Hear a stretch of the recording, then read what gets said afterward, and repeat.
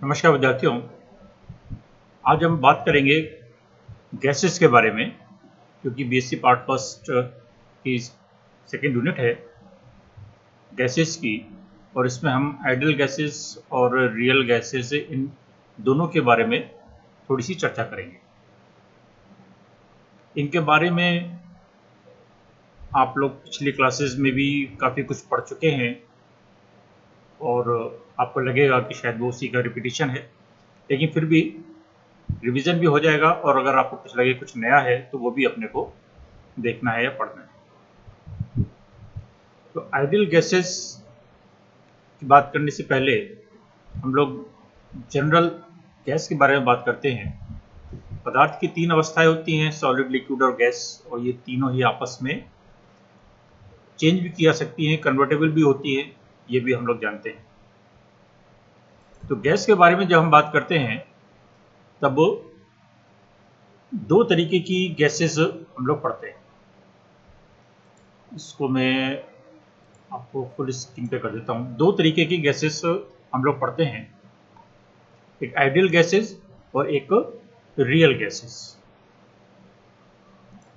Ideal आदर्श गैसें और वास्तविक गैसें। और कई बार परीक्षा में 1 नंबर या 1.5 नंबर या 2 नंबर के सवाल में इनमें अंतर या डिफरेंस लिखने के लिए भी आता है कि आदर्श गैसें और वास्तविक गैसों में क्या अंतर। तो उसके बारे में एक छोटी सी चर्चा कर लेते हैं। आदर्श गैसों के बारे में यदि हम बात करें तो हम सबसे पहले तो यही कहते हैं कि वो आदर्श नियमों का पालन करती हैं अंडर ऑल कंडीशंस, अर्थात सभी परिस्थितियों में। जब परिस्थिति की बात करते हैं तब ताप और दाब आ जाता है।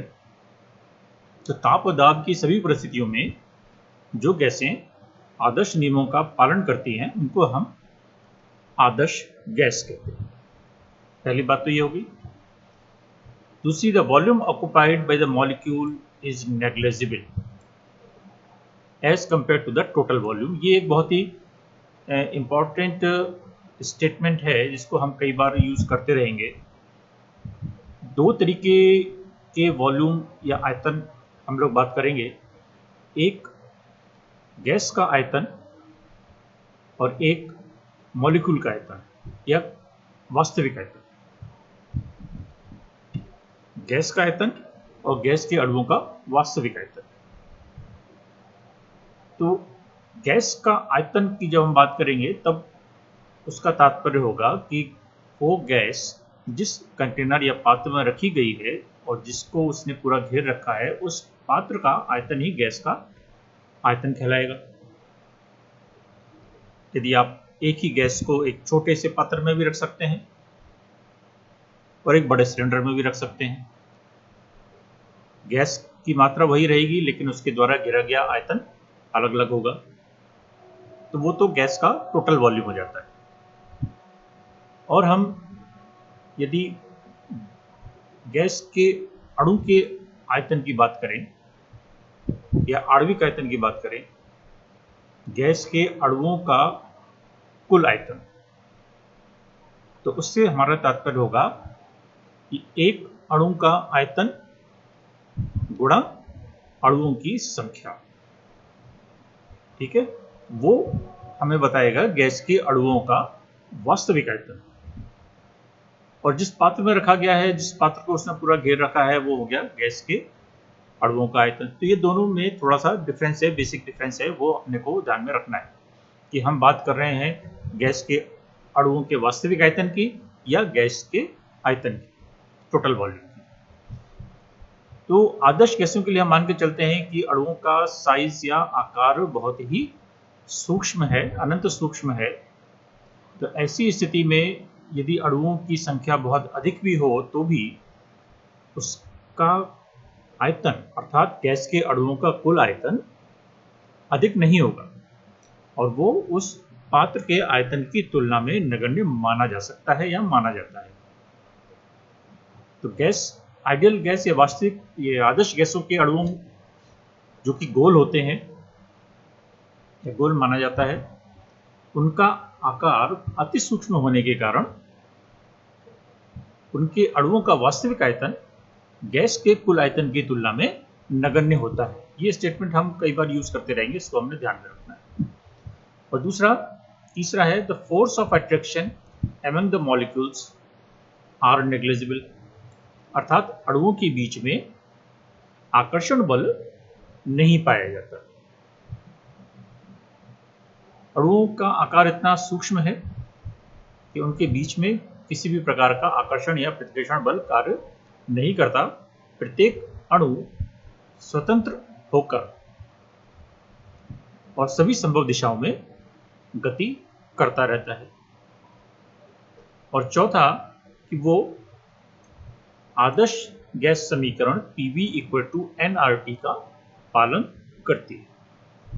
आदर्श नियम कई सारे हैं, बॉयल नियम, चार्ल्स नियम, हैमिल्टन लॉ, ये सब, और इन सब को मिलाकर हम एक आदर्श गैस समीकरण बनाते हैं। तो जो आदर्श नियमों का पालन करे और आदर्श गैस समीकरण का पालन करे वो गैस आइडियल गैस कहलाती है।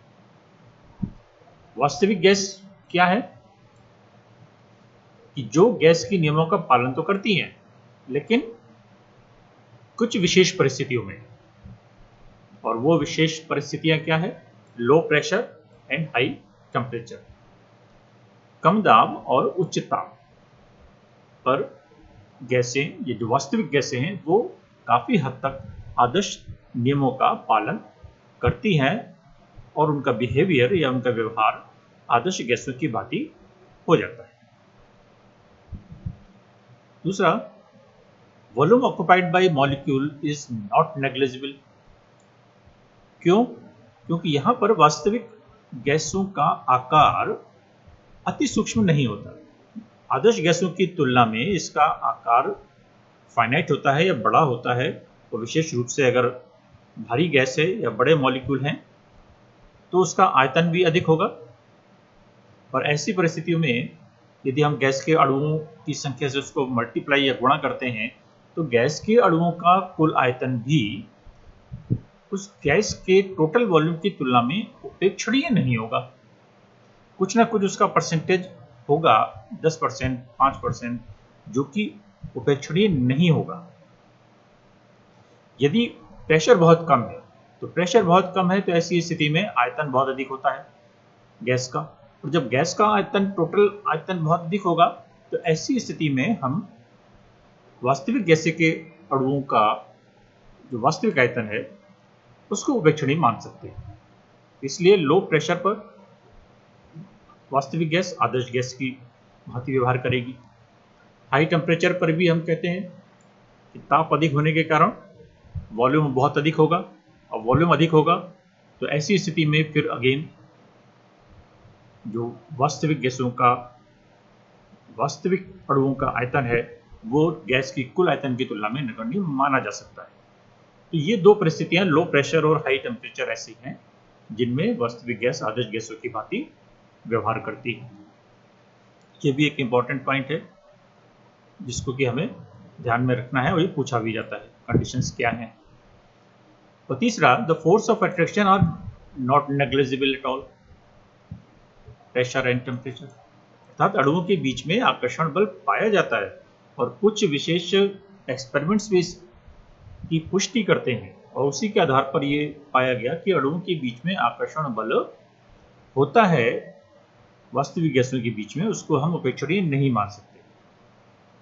तो अणुओं के बीच में आकर्षण बल भी पाया जाता है और प्रतिकर्षण बल भी पाया जाता है। और चौथा, कि वो कौन से समीकरण का पालन करती है? ये वास्तविक गैसों के लिए समीकरण है जिसको कि हम वैन डर वाल्स समीकरण कहते हैं। तो वास्तविक गैसें वैन डर वाल्स समीकरण का पालन करती हैं और आदर्श गैसें आदर्श गैस समीकरणों का पालन करती हैं। तो ये मोटा मोटा एक डिफरेंस है इन दोनों के बीच में। जब हम आइडियल गैस की बात करते हैं तब इसमें हम बॉयल लॉ के बारे में बात करते हैं, जो कि प्रेशर वॉल्यूम रिलेशनशिप या इनके बीच में संबंध बताता है। चार्ल्स की नियम की बात करते हैं जो कि आयतन और ताप के बीच में संबंध बताता है।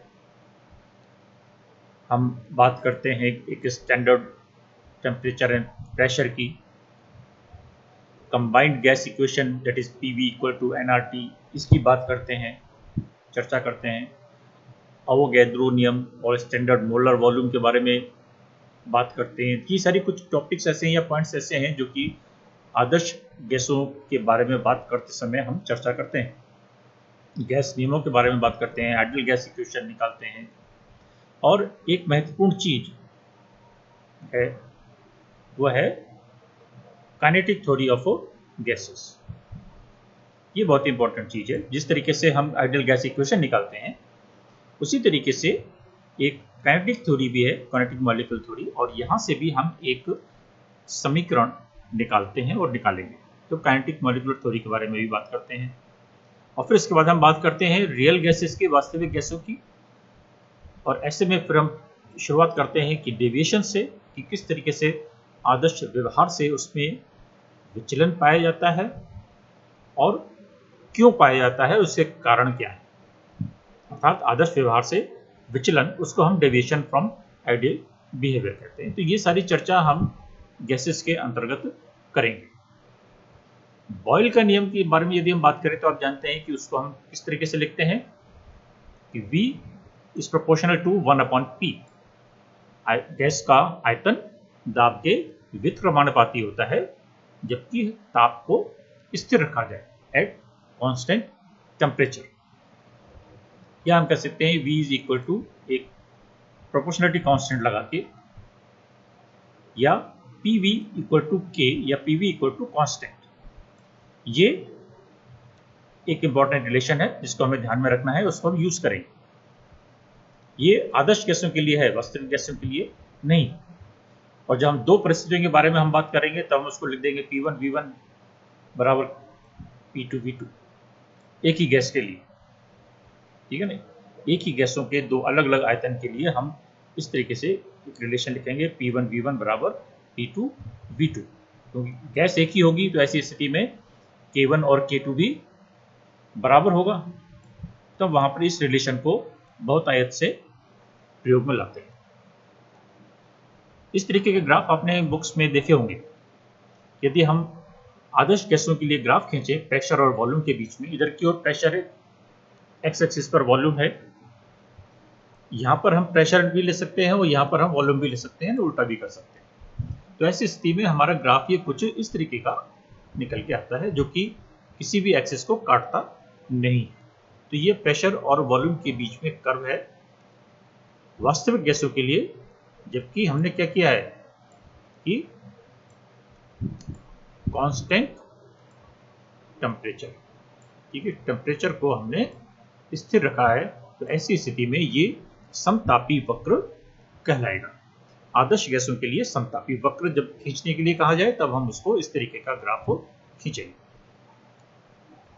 या जैसे वहां पिछले हमने यहाँ कहा था कि PV इक्वल टू कॉन्स्टेंट है, तो ऐसे केस में हमारे पास ये ग्राफ एक स्ट्रेट लाइन आ जाता है जो कि P एक्सिस के समानांतर है। यानी दाब में हम कितना भी परिवर्तन करते चले जाएं, उसके आयतन भी उसी के अनुरूप परिवर्तित होता जाएगा और फलस्वरूप PV का मान स्थिर रहेगा। तो PV वर्सेस P हम इस तरीके से ग्राफ खींचेंगे आदर्श गैसों के लिए।